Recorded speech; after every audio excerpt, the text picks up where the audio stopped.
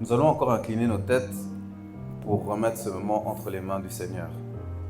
Nous allons prier afin que ce ne soit pas moi qui guide cette exhortation, mais que ce soit le Saint-Esprit qui puisse guider cette exhortation au nom puissant de Jésus. Prions.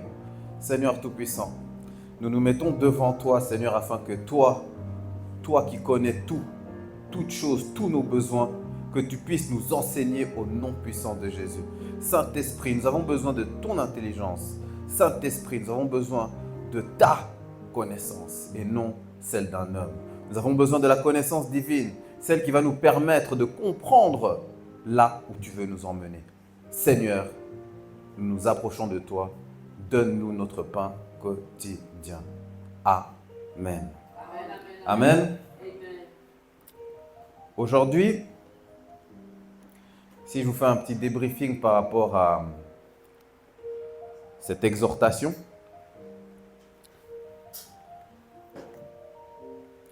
j'avais beaucoup de messages qui me sont venus. Je pense aussi dans la vérité, dans un sens logique, on donne ce qu'on a. Donc quand tu lis, le Saint-Esprit va te rappeler certains messages et tu voudras aller dans ce sens. J'avais donc plusieurs messages qui me venaient, mais je n'étais jamais convaincu, vraiment, sincèrement, je n'étais pas convaincu. Jusqu'à 1h du matin, je cherchais. Je me suis dit non, laisse, prie, remets ça entre les mains de Dieu. Demain, tu verras. Lendemain matin, donc aujourd'hui, ce matin, toujours pas. J'étais encore même dans la même direction que l'autre message où je n'étais pas convaincu. Et pour vous dire encore vrai, de manière transparente, même quand j'étais encore là-bas derrière, j'avais encore ce message.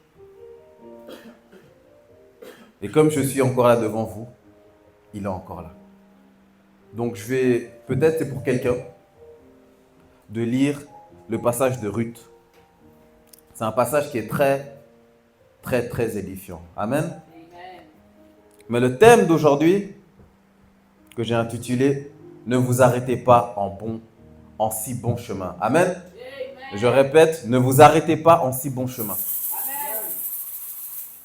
On va prendre, si tu peux m'accompagner, frère Chris, Matthieu 28, versets 19 à 20. Amen. C'est un verset qu'on connaît tous, enfin j'espère, que le frère Doudou, même pendant la modération, a utilisé. Amen. Donc la Bible déclare dans Matthieu 28, 19 à 20, « Allez donc et faites des disciples dans toutes les nations, les baptisant pour le nom du Père, du Fils et du Saint-Esprit. » Amen. 19. Pardon. 20, oui. Et en leur apprenant à garder tout ce que je vais, toutes les choses que je vous ai commandées. Et voici, moi je suis avec vous tous les jours jusqu'à la consommation du siècle. Amen. Amen.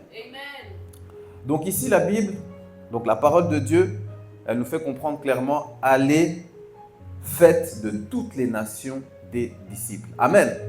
C'est une chose qu'on a entendue maintes et maintes fois. Donc, c'est notre objectif, faire des nations des disciples. Amen. Mais ici, la Bible, donc la parole de Dieu, elle nous fait comprendre qu'il y a des étapes pour ça. La première des étapes, pour faire un disciple, les baptiser au nom du Père, du Fils et du Saint-Esprit. Vous êtes d'accord avec moi? Amen. Et la deuxième partie du verset, si on prend, si tu peux remettre le verset 20, mon frère, « Enseignez-leur à observer tout ce que je vous ai prescrit. » Donc ici, il y a deux aspects.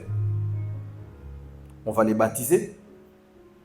Ensuite, il y a un autre aspect qui est très important, c'est de les enseigner. Amen. Le thème d'aujourd'hui, ne vous arrêtez pas en si bon chemin. Amen. Pourquoi? Il y a ce thème qui me venait aussi. C'était aussi en réponse à une question que j'avais reçue pendant les enseignements. D'ailleurs, merci pasteur, qui encourage vraiment à suivre des enseignements, donc des enseignements qui donnent chaque samedi. Et aussi, lorsqu'on est enseigné et qui juge qu'on est capable d'enseigner aussi, il nous encourage à aller enseigner à notre tour. Et il n'y a pas meilleure manière d'apprendre qu'en faisant. Amen. C'est en faisant qu'on apprend réellement. Parce que des fois, on est confronté, on va dire, même pas des fois, on est confronté à la réalité et on est confronté à nos manques de connaissances. Amen. Une question que j'ai pu recevoir lors d'un enseignement que je faisais avec une sœur, c'était une question qu'elle m'a posée. Elle m'a dit, mais ok, je comprends, tout ça c'est important, mais pourquoi, quand les gens se baptisent, j'en vois d'autres, ils retombent dans leur vie d'avant. Concrètement, certains, je vois, ils vivent la même vie que moi maintenant. Donc, qu'est-ce qui fait que il n'y a pas un véritable changement? Et en vrai, la question qu'elle m'avait posée, c'est une question qui était vraiment très importante. Une question qu'en vérité, beaucoup d'églises, que je parle vraiment donc de l'ensemble du corps du Christ, ont besoin d'avoir cette réponse. Où on a fait l'erreur en fait? C'est où il y a un manque qui fait que souvent, nous les chrétiens, on est montré du doigt, ne les suivez pas.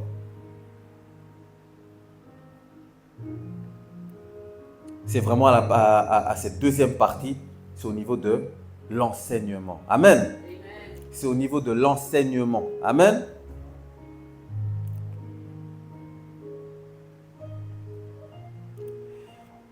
On va reprendre le verset 19, mon frère.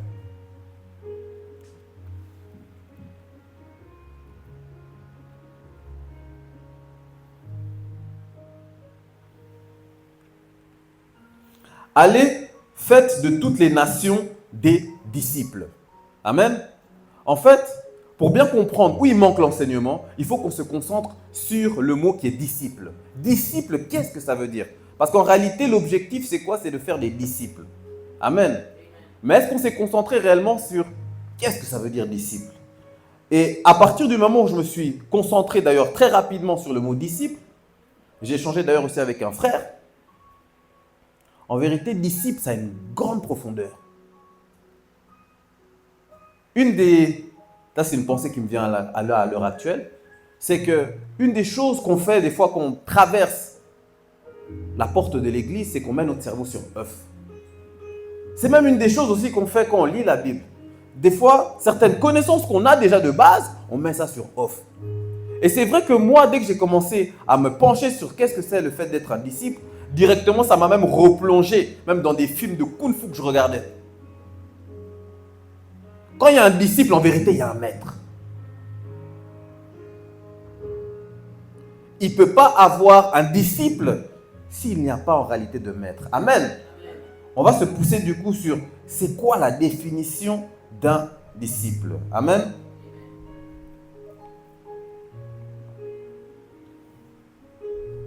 Donc, comme je vous ai dit, un disciple, de manière générale, c'est une personne qui apprend d'un maître. Amen. Donc, pour une définition où on peut prendre des synonymes, un disciple, tout d'abord, c'est un apprenant. Donc, c'est quelqu'un qui se rapproche auprès de son maître comme un élève et qui apprend. Amen. C'est un suiveur. En vérité, un disciple, il regarde son maître, il le suit. Le maître, il a dit comme ça, ok, on va faire comme ça. Donc, à partir de là, comme je vous ai dit, le maître a dit, on va faire comme ça. Donc, on comprend qu'il y a l'aspect imitateur. Un disciple, en réalité, c'est un imitateur. Un disciple, il ne peut pas être un disciple sans avoir aussi plusieurs qualités. Un disciple, c'est quelqu'un qui s'engage, qui vient, qui dit, je vais me mettre au pied de ce maître jusqu'à ce que je vais apprendre tout ce qu'il a à m'apprendre. Amen. Un disciple, c'est quelqu'un qui fait preuve d'humilité. Ça veut dire qu'il reconnaît qu'en vérité, là, j'ai beaucoup à apprendre. Amen. Un disciple, c'est quelqu'un qui est persévérant. Parce qu'on fait que le corriger. Il tombe, il se relève, il tombe, il se relève, il tombe, il se relève. Amen. Un disciple, il met en pratique, il applique. Il y a des enseignements qui ont été dits, il les prend, il les met en pratique. Il n'attend pas demain. Ça, c'est une de nos plus grandes problématiques. Le Seigneur nous parle, nous fait comprendre certaines choses, mais nous, on dit, ok, demain. Mais en réalité, un disciple, c'est cette soif d'apprendre, d'évoluer, et rapidement. Amen. Donc, un disciple, en réalité, quand on le regarde, on le voit aujourd'hui, quand on revient, 2 mois plus tard, c'est plus la même personne. On revient encore, c'est encore plus la même personne. En réalité, un disciple est en constante transformation. Quantique nouveau. Pourquoi? Parce qu'il est toujours au pied de son maître en train d'apprendre. Amen. Et ici, nous avons un maître. Un maître qui est Jésus-Christ de Nazareth. Amen. Amen. Donc, un maître, c'est un enseignant. On le voit même à l'école. Oui, maîtresse, maître, j'ai une question, maître. Ils viennent, ils nous expliquent comment résoudre certaines problématiques. Amen. Même chose pour Jésus-Christ. C'est un enseignant. Un maître aussi, c'est quelqu'un qui c'est un expert.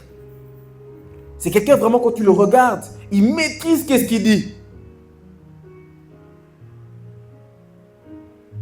C'est un spécialiste.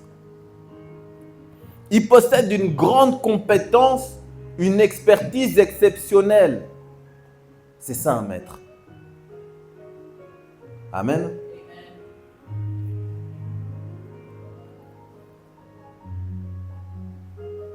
Et là, quand je regarde maintenant, est-ce que nous, on est là, en fait, dans ce que je viens de spécifier? Est-ce que l'Église se met vraiment dans cette peau de disciple? On vient, on se plaint par rapport à certaines choses qui n'avancent pas dans nos vies, dans l'Église, dans nos familles, dans nos travails. Mais est-ce qu'on est vraiment dans cette peau-là de disciple? C'est une question qu'on doit se poser profondément. Amen. Parce que la Bible déclare dans Osée 4:6, mon peuple périt par manque de connaissance. Amen. La parole de Dieu ne ment pas. La parole de Dieu comprend les choses et les problèmes bien en avance avant même que ceci n'arrive. Dieu savait directement que le problème ici, eux, ce qui va leur manquer, c'est la connaissance. Parce qu'ils ne viennent pas à mes pieds pour réellement apprendre. Amen. Là, j'ai une petite anecdote qui me vient d'ailleurs. J'ai regardé, j'étais sur les réseaux sociaux, c'était des micro-trottoirs. Et ils demandaient aux gens, oui, bonjour, vous êtes de quelle confession? Vous êtes de quelle confession? Oh, est-ce que vous êtes musulman, chrétien, etc. Oh, beaucoup ont dit, moi je suis chrétien. Moi je suis chrétien, moi je suis chrétien. Chrétien, moi aussi je suis chrétien. Chrétienne, chrétien. On leur a demandé, ok, vous êtes des chrétiens? Citez-moi 2 versets de la Bible alors. Une grande partie se sont retrouvés bouche bée. Une grande partie se sont retrouvés bouche bée. Et c'est ce qu'on voit quand on sort autour dehors. Beaucoup se disent chrétiens.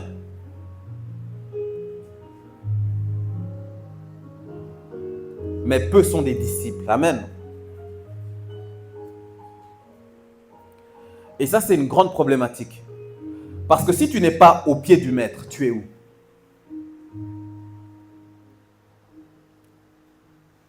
Tu vas apprendre quoi? Parce que tu ne veuilles ou que tu ne veuilles pas, on est tous influençables. Amen. On est tous influençables. Personne ne peut te mentir. Si quelqu'un vient te dire que moi je ne suis pas influençable, c'est un grand menteur. Comme on est ici-bas là, on se fait influencer. Aujourd'hui, je suis ici en Suisse, mais si j'étais en Amérique, né en Amérique, je ne serais pas le même. J'aurais été influencé par la culture américaine. What's up? Hey bro. J'aurais été totalement différent.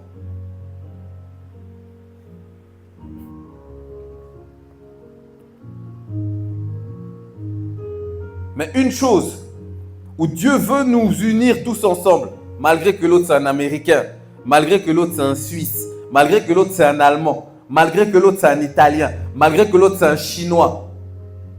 Nous tous, on doit être au pied du Maître.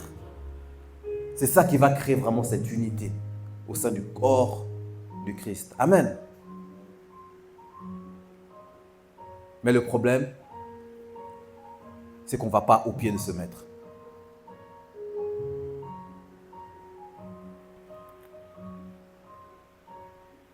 La Bible déclare dans Romains 10, 17, « Ainsi la foi vient de ce qu'on entend, et ce qu'on entend vient de la parole de Christ. » Amen.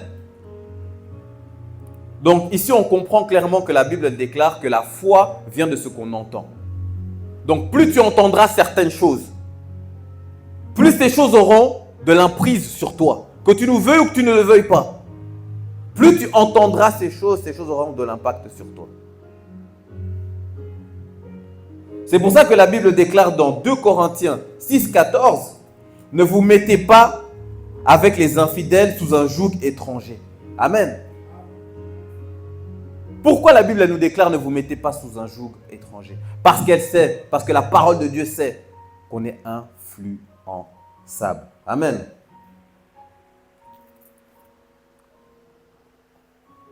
Donc, ce que je veux vous dire, ne vous arrêtez pas en si bon chemin. C'est fait en sorte, à partir du moment où vous avez accepté Christ, reçu Christ, baptisé, et j'ai bien aimé ce que tu as dit, mon frère Doudou, né de nouveau. Donc, nouvelle naissance sous-entend en réalité qu'on est un bébé quelque part. Et oui, nous sommes des bébés. Quand nous venons à Christ, nous sommes des bébés. Nous avons besoin de recevoir des enseignements qui vont nous permettre de grandir. C'est pour ça que le pasteur même, je te félicite d'ailleurs, il a pointé du doigt un aspect que toute l'Église doit avoir. Revenir sur les bases qui sont décrites dans Hébreux 6, 12. 6, 1 à 2, pardon. C'est pourquoi laissons derrière nous les premières leçons sur le Christ et passons à un enseignement d'adulte. Donc on comprend que quand tu seras au pied du Maître, il y aura plusieurs leçons. Il y aura les leçons déjà d'enfants et il y a les leçons aussi d'adultes. Mais la plus grosse problématique ici qu'on regarde au sein du corps du Christ, même certains, les leçons d'enfants, ils n'ont pas reçues. Même les bases, ils n'ont pas reçues. C'est ce qu'ils font, qu'ils sont totalement volatiles. Il suffit qu'il y ait un vent, ils se font emporter par ce vent. Or que Dieu est fidèle. Dieu est amour. Mais quand on regarde les chrétiens, on voit toute autre chose.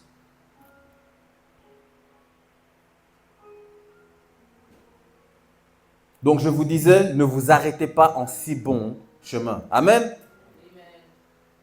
Dès que vous acceptez le Christ, recherchez maintenant à rester vers le Maître. Et comment on peut faire pour rester auprès du Maître? C'est simple en vérité. La lecture de la parole, avec la méditation, la prière, le jeûne. C'est ça qui va nous permettre de grandir. Quand tu vas lire la parole, tu vas comprendre, ah ok, Jésus veut que je me comporte de cette manière. Le Maître veut que je me comporte de cette manière. Et comme c'est le Maître en plus qui est vraiment bien dedans, c'est que le Maître, il est exemplaire. Le Maître, il montre l'exemple. Ça, c'est un Maître. J'ai une phrase qui me revient là actuellement que mon père m'a dit à l'occasion de rien. On parlait d'un sujet, il me regarde, il me dit, tu sais, tu dois être exemplaire. Il me l'a dit comme ça, on parlait d'un autre sujet, tu dois être exemplaire, Richard. Parce que tu passes devant. Il est retourné en arrière. Il m'a dit non, en fait. À partir du moment où tu dis, je suis chrétien, tu dois être exemplaire.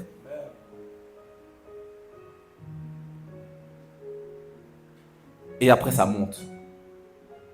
Quand tu commences maintenant à passer devant, que ce soit chantre, devant, tu dois être encore à un autre niveau d'exemplarité. Ainsi de suite. Niveau de pasteur aussi, c'est également un autre niveau d'exemplarité. Mais tout ça, on apprend ça au pied de qui? Du Maître. Amen. Donc, comme je vous ai dit, il faut passer du temps auprès du Maître. Et c'est ça, une des problématiques principales que les chrétiens rencontrent.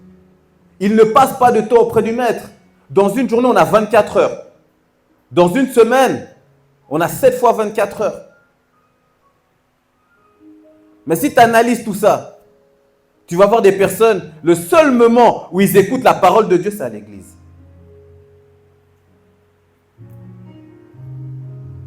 Le seul moment où ils écoutent la parole de Dieu, c'est à l'église. Or qu'à l'église, on écoute la parole à peu près qu'une heure. 7 fois 24, ça fait 168 heures en une semaine. Toi maintenant, sur 168 heures, tu mets seulement une heure comme ça. La foi vient de ce qu'on t'entend. Ça veut dire que quand tu vas être là aujourd'hui, tu vas dire, oui, je comprends, oui, c'est ça, Eureka. Je reçois. Oui, tu vas recevoir. Mais le diable, lui, il s'en fout que tu aies reçu là. Parce que tout se passe où? Pendant les autres 167 heures. Lui, il t'attend là, dans les autres 167 heures. Ok, là, c'est une heure là, je te laisse. Bravo, tu as gagné. Mais maintenant, là, dans le match, la plupart du temps, les chrétiens, qu'est-ce qu'ils prennent comme score? 167-1. Il vient à l'église, il a prié, il a écouté la parole, etc. Même pendant cette église, en vérité, le diable aussi lui a mis des chaos. Il était en plein milieu de l'église, mais il n'écoutait même pas vraiment. Et c'est ces mêmes chrétiens qu'on les fait passer devant. C'est les mêmes chrétiens qui commencent à parler de Dieu dehors. Et c'est les mêmes chrétiens que les païens pointent du doigt. Lui, il se dit chrétien, mais on ne voit pas Christ en lui. Arrête tes bêtises. Moi, je ne vais pas à l'église, ça ne sert à rien. Donc, une des choses où je suis en train vraiment d'insister, prenez un temps où vous vous disciplinez. Parce que derrière disciple, il y a discipline. Il faut que vous mettiez en place une discipline. S'il n'y a pas de discipline, vous allez vous faire emporter. Aujourd'hui, vous recevez la parole, vous dites, oui, je suis d'accord avec Richard. Qu'est-ce qu'il m'a dit? Ça m'a touché, c'est véritablement ça. Lundi, tu es encore avec la parole. Mardi, ça commence à diminuer. Mercredi, c'est le téléphone déjà qui a pris quoi? Le contrôle. C'est lui qui t'a dit le plus d'informations. Et la foi vient de ce qu'on entend. On est tous influençables. Que tu le veuilles ou que tu ne le veuilles pas. Ce que tu entendras le plus aura le plus d'impact sur ta vie. À toi de choisir maintenant qu'est-ce que tu veux écouter le plus. La parole de Dieu ou la parole du diable. Amen.